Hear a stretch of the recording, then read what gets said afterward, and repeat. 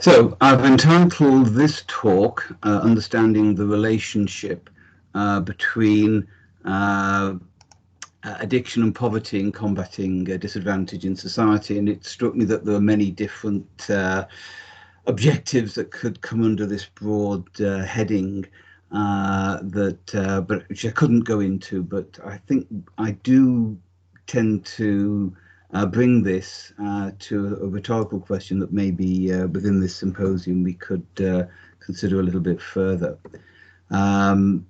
Thinking generally about the relationship between poverty and addiction stroke substance misuse behaviors. We can think of it as a cycle or a circle that people get locked into, but perhaps most importantly, we need to think of how perhaps we can intervene to break up this cycle and enable people also to break out of poverty in a broader context. And so there's some relevant factors I thought I would outline. They're not all to do necessarily with drug misuse at first, but everything is so intertwined. I thought it might be useful just to put up some relevant factors to start with. So we have evidence, certainly for the relationship between a lack of material resources and a lack of access to socially validated opportunities, and the relationship between those things on the one hand and substance use and addiction behaviors on the other. There are many factors that can be shown to be related to poverty, poor childhood diet, and in particular, lack of a good breakfast in the mornings being shown very strongly to be related to lower levels of educational attainment. And so in turn, that will lead on to limited opportunities for employment, more vulnerable employment, more vulnerability therefore to finding oneself in a position of poverty, and then possibly that might lead into areas around substance use. So again, as a cycle, as a circle, it's something that may be joined at a number of different ways, at a number of different points in that cycle. We know that some aspects of substance use can damage mental health and cognitive functioning. We have a lot of evidence with cannabis, with ecstasy, and with alcohol. And that particularly with these substances, that early onset of use can be associated with impaired functioning, with implications as regards education and employment opportunities. So that again, this makes it difficult to leave the cycle behind. And particularly, I say, with early onset, we know the central nervous system is still developing into the 20s, and so early onset has the added risk of damaging a vulnerable and developing central nervous system, and just exaggerating all of these limitations that a person might find. On the other hand, we also know that substance use behaviors can provide meaning, identity, and a form of career to people who feel alienated from socially validated activities and values. It's like a sort of an alternative career pathway that can become available. It can give meaning, identity, purpose to life. But again, that locks people in and makes it more difficult to enter socially validated, more secure situations.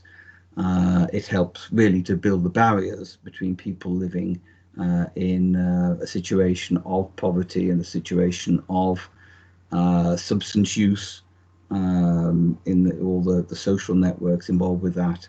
And again, so that becomes confining in its own right. So there's two psychological constructs that I think can help us in considering some of these things, and these are learned helplessness and self-efficacy belief. There's a lot of literature on both of them, so I've not sought to elaborate on that in the context of this brief presentation.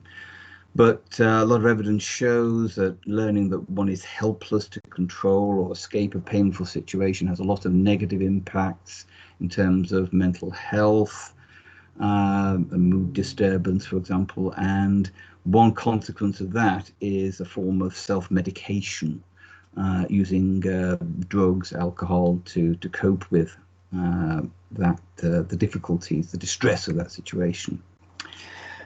Self-efficacy beliefs are about one's ability to be successful in achieving specific goals, and they are specific. So you may have high self-efficacy for cooking a meal, following a recipe, and very low self-efficacy for playing the piano, or maybe it's the other way around.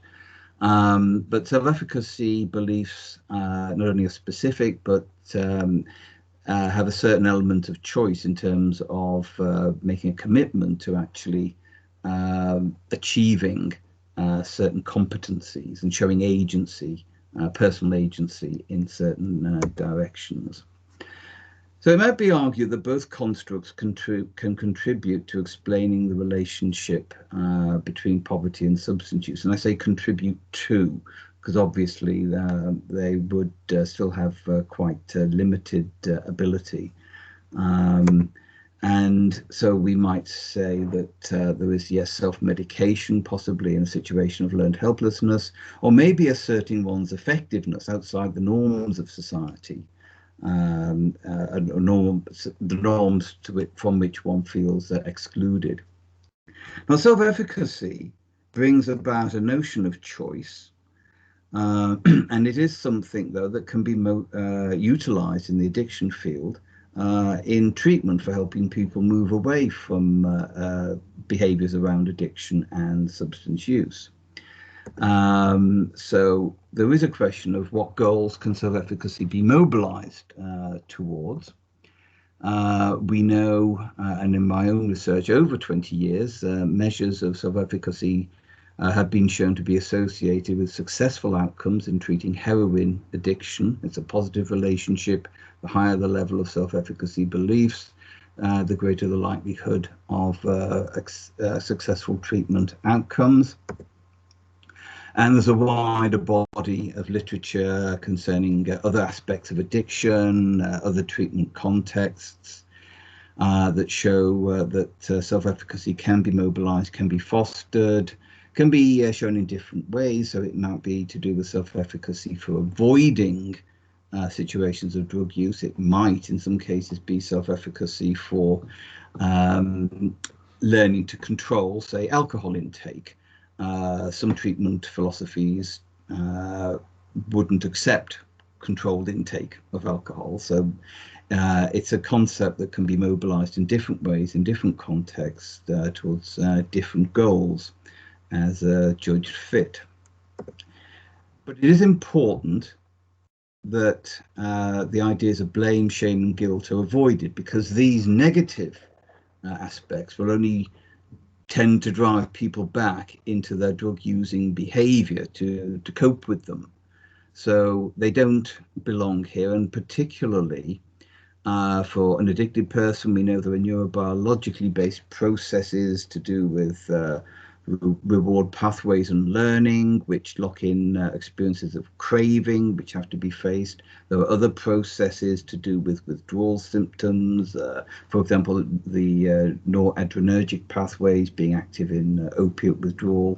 So there are things beyond the person's control that, if you like, self-efficacy needs to be mobilized and supported to overcome. So it's not a case of just saying you can do it if you decide. It's a case of there needing to be proper resources and certain elements in place. So these elements might include resources such as pharmacotherapies, the availability of drug treatments, the availability of psychological therapy, social support, and particularly a plan with specific goals laid out in such a fashion that person can go realistically from one goal to the next goal, rather than going from goal number 1 to goal number 10 all in one go. So there's a lot around the context, that sort of a lot of elements that contribute to self-efficacy being useful as a therapeutic tool and useful as a measurement, as a measure for predicting treatment outcomes.